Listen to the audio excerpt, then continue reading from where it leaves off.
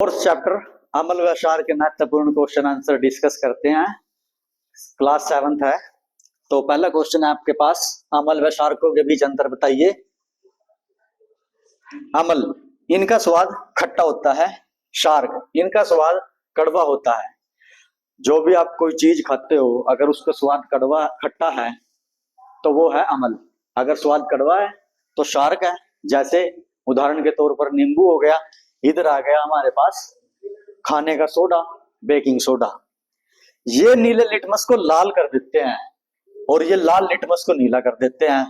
ये एक बहुत बड़ी कंफ्यूजन रहती है बच्चों आपके बीच कि ये लाल को नीला करते हैं या नीले को लाल करते हैं। इसका एक आज परमानेंट सोल्यूशन बता देते हैं आपको। आपको कुछ नहीं करना, सिर्फ एक नाम, एक कॉमन नाम है अनिल। आपको वो याद रखना है, अनिल। इसको आप अगर देखो तो ये 3 शब्दों से मिलकर बना है, नील। अगर आप इसको डिवाइड करते हो 3 पार्ट्स में तो देखो ये यहाँ पर कैसे काम करता है। इस ट्रिक में ये ट्रिक यहाँ कैसे काम करेगी, ऐसे अमल, नी से नीला और ला से लाल। तो देखो इस एक नाम से आपको ये परमानेंटली याद हो जाएगा कि अमल नीले को लाल करते हैं या लाल को नीला करते हैं। तो अमल क्या करते हैं, नीले लिटमस को लाल करते हैं, शार्क इसको उल्टा करते हैं। ये धातुओं के साथ क्रिया करके हाइड्रोजन गैस बनाते हैं। ये धातुओं के साथ क्रिया कर पानी बनाते हैं। ये गैस बनाते हैं, ये पानी बनाते हैं। ये कार्बोनेट के साथ क्रिया करके कार्बन डाइऑक्साइड गैस बनाते हैं। ये ऐसा नहीं करते। ये शार्कों के साथ अभिक्रिया करके लवण और पानी बनाते हैं। ये अम्लों के साथ क्रिया करके लवण और पानी बनाते हैं। अगला क्या है, ये छूने में तीखे होते हैं। ये छूने में साबुन की तरह होते हैं, शार्क होते हैं। साबुन शार्क होता है एक हमारे पास। जो कपड़े धोने का पाउडर होता है वो भी एक शार्क होता है। ये फिनोफ्थलीन को गुलाबी नहीं करते, ये गुलाबी कर देते हैं। आपको एक याद रखना है, इस तरफ नहीं है, इस तरफ है। ये पानी में वियोजित होकर हाइड्रोजन आयन उत्पन्न करते हैं, जैसे गंध कालम, नमक कालम। ये पानी में वियोजित होकर हाइड्रोलिक्स आयन उत्पन्न करते हैं, जैसे सोडियम हाइड्रोक्साइड, कैल्शियम हाइड्रोक्साइड। अब देखते हैं हमारे पास नेक्स्ट क्वेश्चन क्या है। दैनिक जीवन में प्रयुक्त होने वाले अम्लीय प्रकृति के 6 पदार्थों के नाम लिखो। देखो पहला क्या है, दही। दही खट्टी होती है, इमली भी खट्टी होती है, नींबू का रस, संतरे का रस, सिरका, अंगूर, ये हम अपने जीवन में प्रयोग करते ही रहते हैं। इन सभी में होते हैं अमल। अब आता है दैनिक जीवन में प्रयुक्त होने वाले क्षारकीय प्रकृति के 4 पदार्थों के नाम लिखो। देखो खाने का सोडा, कपड़े धोने का सोडा, साबुन, मिल्क ऑफ मैग्नीशिया। अब आपको बताते हैं कि हमें पता तो लग गया है कि खट्टी चीजों में अमल पाया जाता है। तो अम्लों के भी प्रकार होते हैं, तो एक एक करके आपको बताते हैं। आपकी बुक में दिया गया है जो देखो, पहला क्या है, सिरका। सिरका में कौन सा अम्ल होता है, एसिटिक अम्ल। चींटी के डंक में कौन सा अम्ल होता है, फॉर्मिक एसिड। ये आपको एक एक नंबर के क्वेश्चन बनते हैं आपको एग्जाम में देखने को मिलेंगे।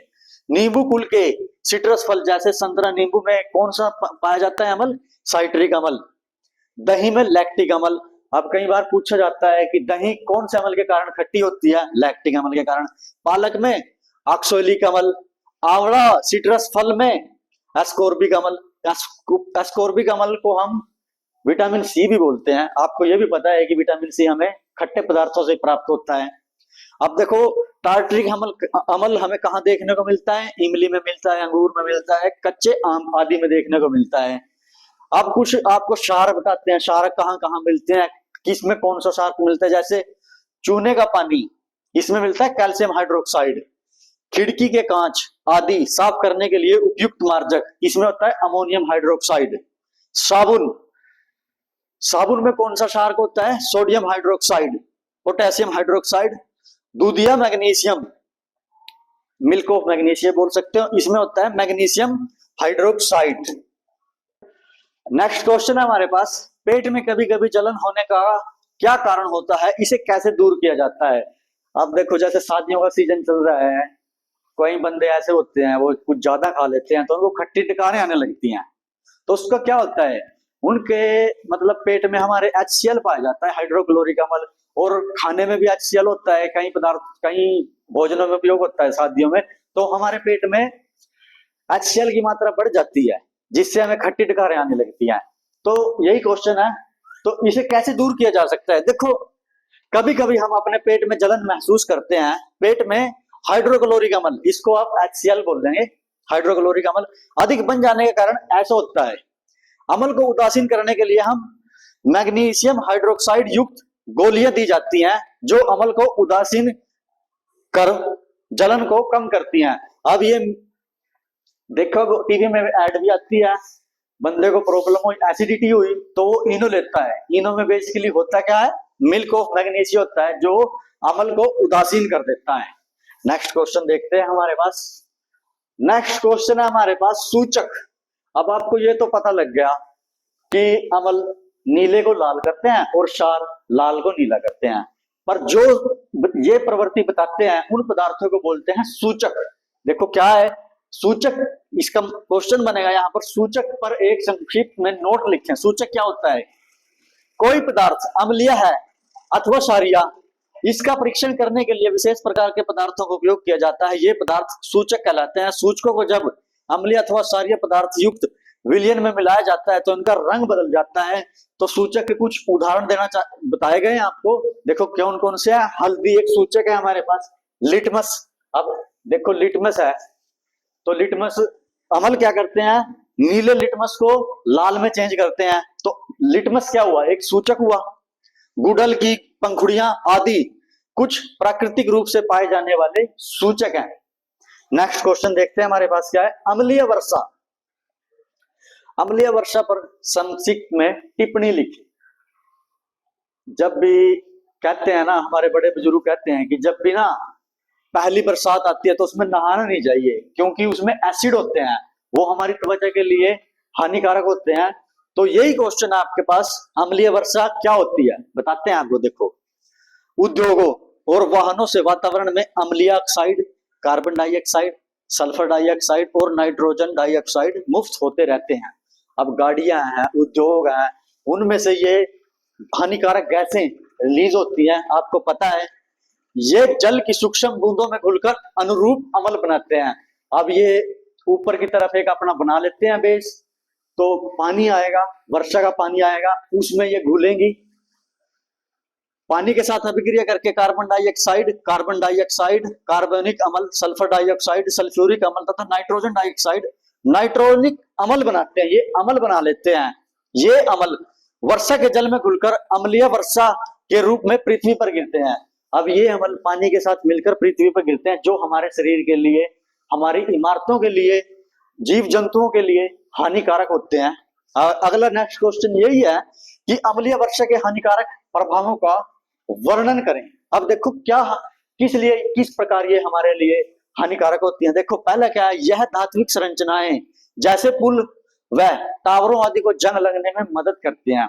अब कोई पुल हमने लोहे का बनाया हुआ है, अम्लीय वर्षा होगी तो उसको ना जंग लगने में सहायता करेगी, इसलिए अम्लीय वर्षा हमारे लिए हानिकारक है। यह संगमरमर, सीमेंट व चूने के बने भवनों को नुकसान पहुंचाती है। संगमरमर आपको पता है, ताजमहल संगमरमर के पत्थर का बना है, तो अम्लीय वर्षा ताजमहल के लिए भी हानिकारक है। यह पौधों की पौष्टिकता स्तर को नुकसान पहुंचाती है। यह जलीय जंतुओं का नुकसान पहुंचाती है। जल में जंतु होते हैं, हमारे समुद्रों में जीव जंतु होते हैं, तो उनमें अगर वर्षा होगी, वर्षा में अम्ल की मात्रा ज्यादा होगी तो उनके लिए हानिकारक है। वो उनको सांस लेने में परेशानी होगी। यह भूमि की उपजाऊ शक्ति को कम कर देते हैं, अम्लीय वर्षा। नेक्स्ट क्वेश्चन है हमारे पास, मृदा उपचार पर एक नोट लिखें। अब मृदा उपचार सुनने में अजीब लगता है, जिस प्रकार इंसान बीमार होते हैं ना, उस प्रकार हमारी मृदा भी बीमार होती है।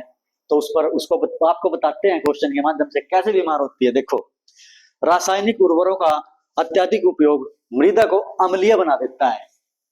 यह मृदा अत्यधिक अम्लीय अथवा अत्यधिक क्षारीय हो तो पादपों की वृद्धि अच्छी नहीं होती। अगर मृदा में हमारी वो अधिक अम्लीय होगी या क्षारीय होगी तो जो भी हम उसमें फसल उगाएंगे वो अच्छी फसल नहीं उगेगी उसमें।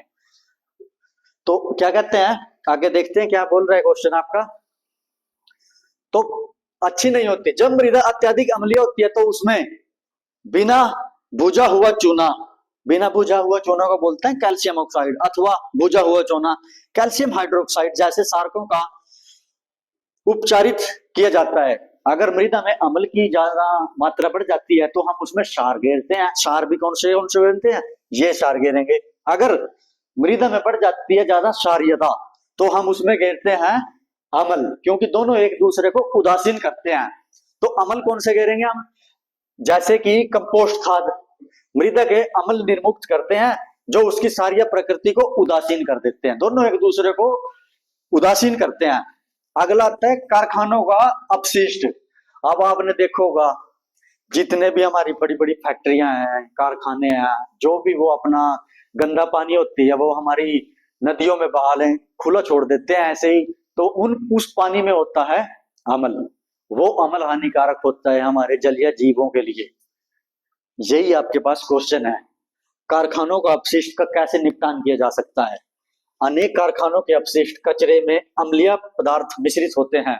यदि ऐसे अपशिष्ट पदार्थों को सीधे ही जलाशय में, नदी में बहने दिया जाए तो मछली और अन्य जलीय जीवों को अम्ल नष्ट कर सकते हैं।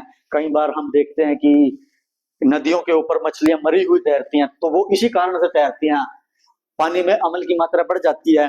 तो अतः कारखानों के अपशिष्ट को जलाशय व नदियों में विसर्जित करने से पहले क्षारीय पदार्थ उनमें मिला देने चाहिए ताकि अम्ल को उदासीन किया जा सके। ये होता है हमारे कारखानों में अपशिष्ट का निवारण। अब आता है लवण। लवण क्या होता है, इन्हें तैयार करने की विधि लिखें। देखो लवण क्या होता है, लवण अम्ल और क्षार के बीच हुई क्रिया से बने पदार्थ होते हैं। जब भी अम्ल व क्षार अभिक्रिया करेंगे तो लवण पैदा होते हैं, जो लिटमस के घोल के प्रति उदासीन होते हैं। लवण तैयार करने की विधि क्या है, ये आपको एक विधि बताते हैं।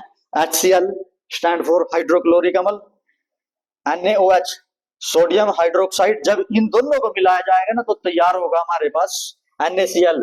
इसको बोलते हैं लवण, इसका नाम है सोडियम क्लोराइड प्लस पानी। ये थे आपके पास चैप्टर 4 अम्ल, क्षार व लवण के इंपॉर्टेंट क्वेश्चन आंसर। इनमें से एक दो आपको ना अपने एनुअल एग्जाम में देखने के जरूर मिलेंगे। Thank you.